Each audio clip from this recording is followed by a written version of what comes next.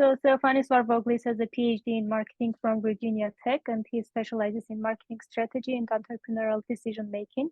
He is also an internationally certified mediator specializing in corporate disputes. He has been a professor of marketing at the San Diego State University in the USA, adjunct professor at the University of Macedonia, University of Aegean in Greece, and chair of business school at the American College of Thessaloniki. Since 2017, he has been a professor at AUA teaching marketing. He also teaches trust in the context of general education context and supervises this annual trust conference that we have now. His essays and articles have been published in American, European, and Greek publications, and he has also appeared on American and Greek television on issues relating to marketing. Professor Varvoglis has implemented coordinated studies and research in the private sector, both domestically and abroad, on such areas as education, strategy for corporations, startups, and non-for-profit organizations. And he will now share with us his thoughts and experience about trust within the corporate world. Thank you, Tate. Thank you for the introduction. Thank you for running the conference so effectively. I also want to thank Maria Papacosta and Simon Clark for spending their time with us and sharing their knowledge in such a richful way. I want to talk to you a little bit about trust in the business environment, since we tend to spend about half our lives in engaging with other people in an environment that is professional. And you will soon more intensively do that. I know many of you do it already. And I want to start by saying why trust is important in a company. And trust, internal trust, not the trust in terms of clients, but trust in terms of their employees, is important because, for one thing, it creates productivity. And it creates productivity because people that work there feel free to devote their time in their task and not in protecting themselves and not making political groups and trying to make find solutions to problems that don't exist.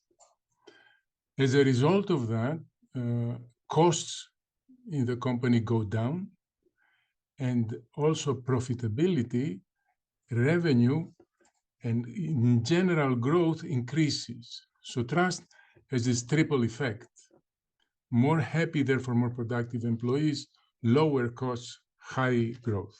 It has one more effect that we tend to ignore, and it is a capital effect that affects the capital of the company, and that's loyalty.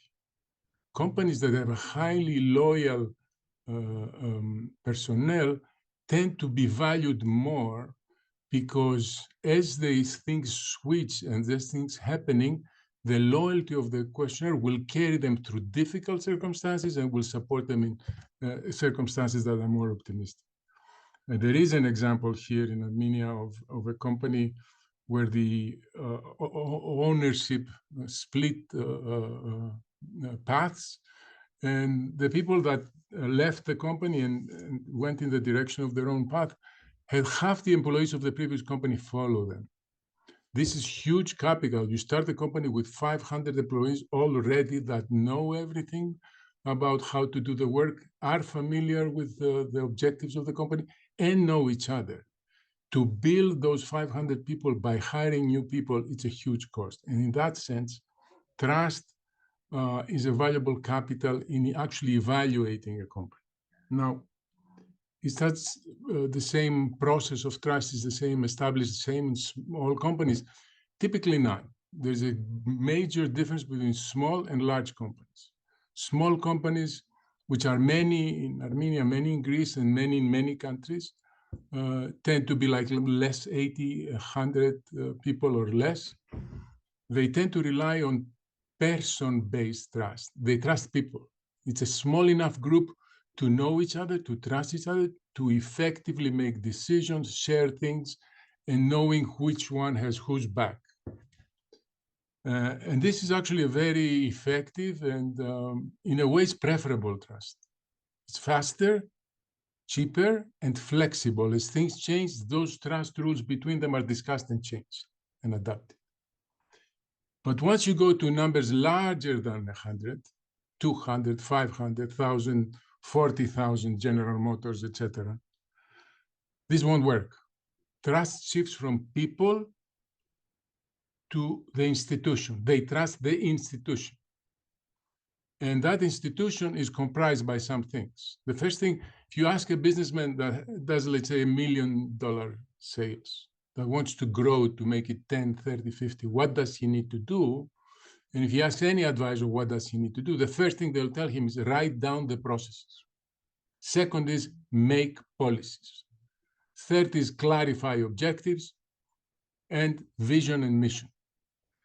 Because people rely on that in order to trust the outcomes, the reward, their safety in the environment.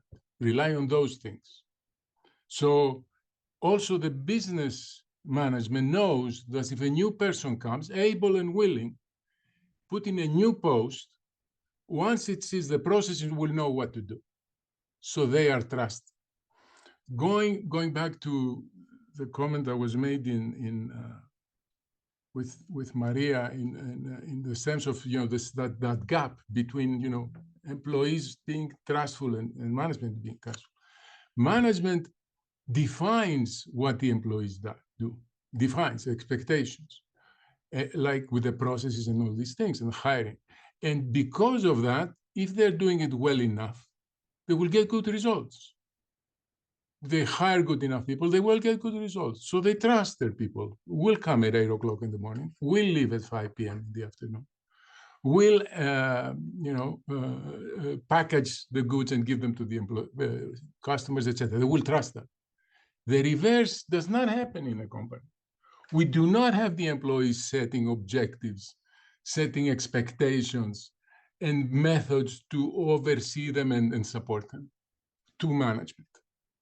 Management has to do that for themselves in order to work well and make that gap smaller.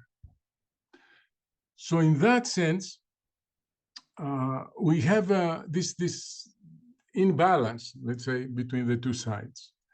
And a large company that establishes good rules and regulations gives that protection it can do it dual, protection in both sides, and builds trust.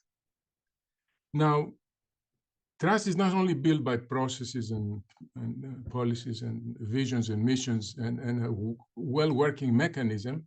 It also relates to who you hire and what kind of people you have in your team. And I'll say there are two kinds of basically people in the world relating to trust. Those that view the world as a zero-sum game, which means they view the world as a pizza. And if I make a slice more, if I want a slice more, I have one and I want two, some one of you will lose a slice. There's no other way to do this. So this is, of course, an environment that is not very trustful, very suspicious, because if I allow you to cut the pizza, how do I know you don't take one more slice of pizza and which I lose? Because the world is a zero-sum game.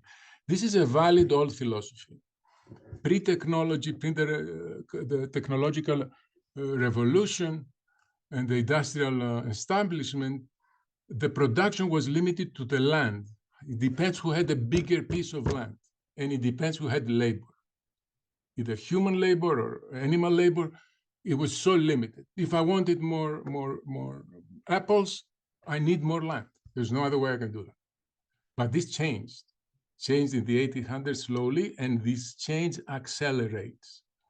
Countries that have forgotten this zero-sum game and view the world as a garden that we can plant plants and have them grow and cross-plant and make them more tasty and more bigger and more this and more that someone can stay guard at night and I can sleep and I can stay guard at the morning and they can sleep, etc. This cooperation, this concept of cooperation, creating value more than individuals, is a concept of the world that, as Maria predicted in her speech, I will say it's a win-win situation.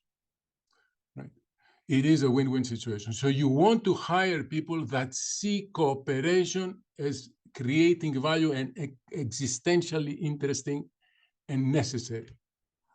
And in that sense, you want to hire people that have a win-win worldview. This is a worldview. So it's not an opinion. It's the way we live our lives. And it is very prevalent actually in most countries. My experience in Greece definitely demonstrates that, as in Armenia. It demonstrated much, much less in the United States. United States, the one thing that really, really surprised me the moment I went there, that everybody was job. They would say everything, the secrets of their life, this about the business, how much you make, how much I make, this, let's do that. Okay. So win-win. We win people. We win in large corporations, processes that incorporate guidelines for the management and for the employees, okay, to build a trust that is lasting. Now, I want to bring one more issue in here. You already mentioned through your questions AI. And AI is indeed a part of the technology. Let's talk technology in general. Part of it is AI.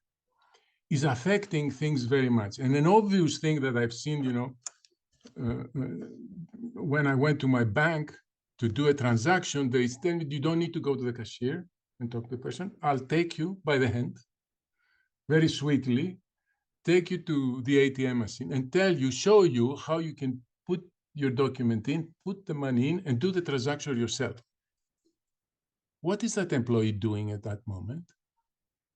She's selling, training, providing service to a client, so she will be fired tomorrow. Their objective is to reduce the personnel. Their objective is to get me or everybody out of the line, except very special circumstances, which means have less personnel. Okay, that's now a real crack on the trust bedrock where this bank sits on, and an issue we're all facing. Now, we face this problem since the revolution, the Industrial Revolution.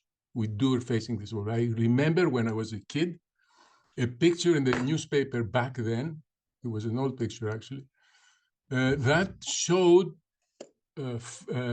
tobacco factories workers in the street trying to block the delivery of a machine that would roll cigarettes automatically, because their job was to be in the factory, roll the cigarettes, and put them in the package. That job was finished. So they were out in the street. We don't have an unemployment rate in Greece because of that. New solutions, new options were created and people were absorbed. So this constant fear that technology will create people that can't survive because of the fast changes has not been proven true. But it has an impact on creating trust. Because right now the companies have even smaller and smaller life expectancies in a specific model, within a specific technological concept. And in order to hire people that are good, trustful, will behave trustfully in that period, we need to look at three things, and I'm done, actually, I hope within the time limits. The first one, of course, people want to get hired in order for existential, let's say, quality and material results. That is, be able to buy food, take their children to a good school, go on vacation, be able to address a doctor without thinking of money, etc. Right? They need enough money to survive. One reason they come to a company. Second reason they come to a company is because they want to feel useful, recognized for their efforts. Human beings with dignity, respect, and value. I won't use the word love. I use the word respect. Maybe it's a form of love. And the third factor is development. Be more than I was yesterday, not in terms of money and a good feeling, but in terms of my value, in terms of knowledge, in terms of connections, in terms of education, in terms of experience, in terms of be more. In this environment, because of this fast change of pace and this smaller life expectancy of a company in a specific model, not life expectancy in general, but in a specific model of operandum, the critical factor that win-win people want is an opportunity to be win-win in the next phase. So those are the companies that focus on faculty, of course, and employee development, provide that whole model that kind of guarantees a continuity in their employment and therefore trustfulness where they are. So those companies that prioritize the learning, the sharing, the experiences they provide, the networking, the future, the education. A CEO that I was talking to, and actually he was invited in my class and he was speaking in the class, etc. And they asked him, well, if I get hired, where should I get hired? What salary should I have? They asked him this question. He says, forget these things. The thing you should ask them is who's going to be your manager, i.e., who's going to be your mentor. You want a mentor that will be open to you, will push you in your directions, will support you, will let you learn things, will give you leave of absence to go to a seminar, will make you richer. Money is irrelevant. I think in our current environment, a company needs to focus on that in order to attract the win-win people that are willing to stay to the end because they know I have a door for the next step. I think we're entering a very exciting world. Thank you all. Thank you very much, Professor. I love seeing how, even though we are discussing trust in three different dimensions, like within ourselves, with corporations and government, they are still very interconnected, and all the points presented by our speakers can be replicated in all of the areas that we discussed today. So let's move to the questions. There are many questions. So I will start with this one. There is this question about trust in big companies. So the students are telling that there is a practice currently widespread in big companies where employees are separated into small self-sustaining groups, which effectively turn them into a group that exhibit personal trust, like in small companies, as they only interact among themselves and their manager. So the practice effectively manages to organize personal trust in a big company. And any opinions on why this would work or why it would not work? It is exactly what we were saying, I think, at the beginning, that there are two types of trust, the one that's person-based and the one that's institution-based. And indeed, a large institution, to get over this difficulty, it is a very ingenious and I think practical and effective way of creating small groups that have that flexibility and high trust levels between them. I am all for it. There is a thing of building trust across groups, right? Because they usually don't operate that way. But yes, it is a positive step, not two ways about it. Thank you. So the next question is, what strategies do you recommend for new businesses to build trust quickly with stakeholders, including investors, customers, and employees? I didn't hear the first, what? What strategies would you recommend for new businesses to build trust with their stakeholders? Well, first of all, each group has its own process because, for example, different things are expected from investors than from employees. The one thing that is definitely across the board and needs to be stressed, it's the issue of transparency.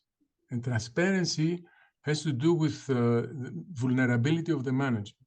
Transparency means vulnerability of the management, means management takes risks with their decisions and exposes their intentions and their practices. And that exposure immediately sends a message to everybody, this vulnerability they have, that they are willing to implement these things because otherwise they wouldn't expose them, they would be vulnerable. That creates the base of trust. Now, then the boundaries come into the picture. So I see a person I can trust very much. The question is, do we have anything in common?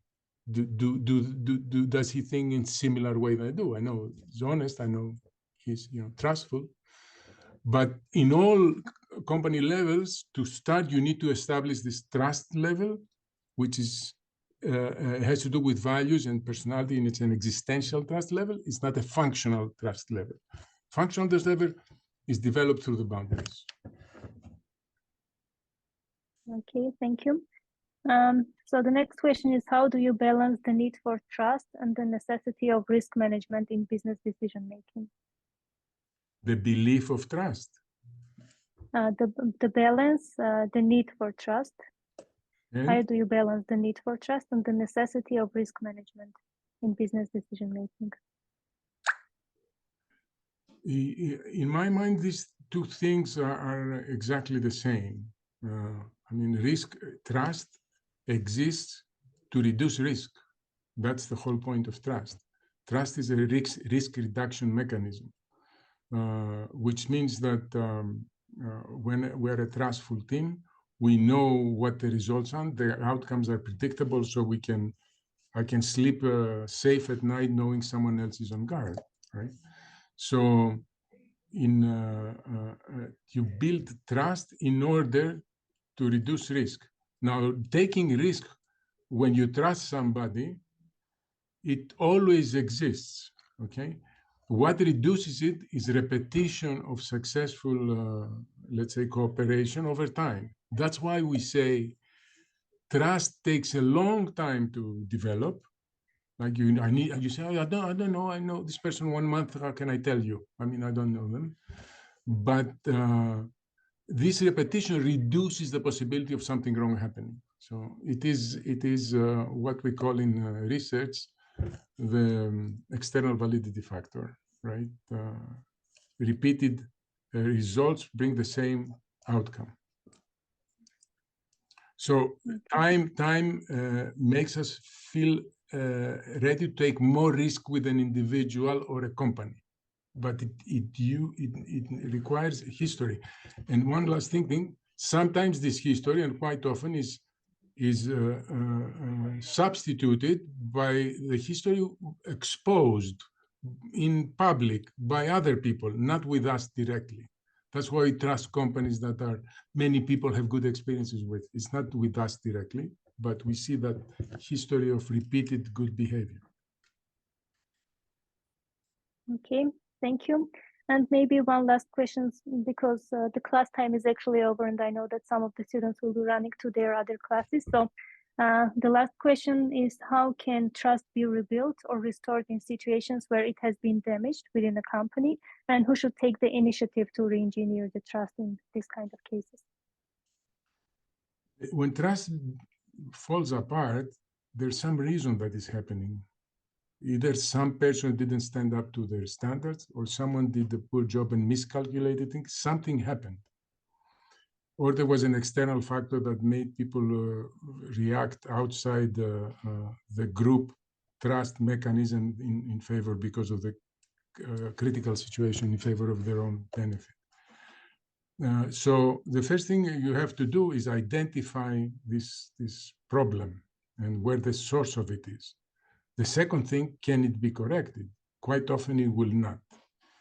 It's rather than medicine and operation needed, and then rebuild on the healthy parts, or the parts that behaved in a trustful way, rebuild the process. That may require new processes, that may require new regulations, but you start by isolating the problematic components and then redefining and rebuilding the other ones. Okay, thank you very much. With this, I would like to close the conference. Thank you to our speakers and also to our students for giving the opportunity to engage in discussions and to learn more about the topics presented today. I hope that this will be useful for all of us to reflect on our trust mechanisms that we have, and the relationship that we have with ourselves, with the government, and also within the companies that we are working for. So thank you very much, everyone. Thank you, Tate, very much. And thank everyone, all of our team at the Trust course for being very supportive the whole semester and being very supportive today as well.